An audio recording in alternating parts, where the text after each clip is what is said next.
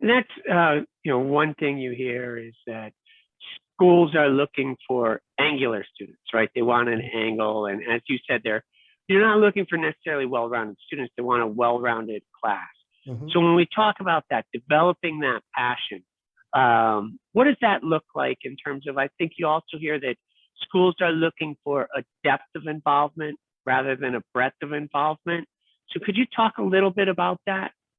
Yeah, the most successful students in this process are ones that have taken the initiative and shown some independence in going deeply into the activities that they love. So it's not simply attending a camp for 2 weeks.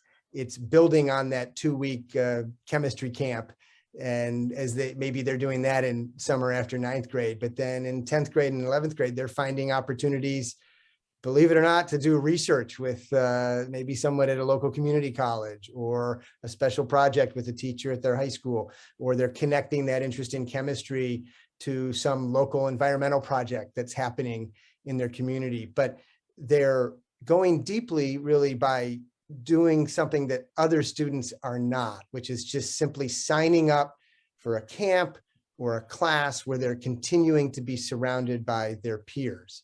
Of course, we want young kids, especially after the pandemic, to be able to spend time with their friends. Like that it's still okay. Those are good things to do. But to stand out in this process, if there's an additional activity where they're, I like to say, outside of the context of their peer group, those are the kinds of activities where they really can show that depth of engagement in a particular activity. Research is a great example of that. Sometimes it's finding an internship.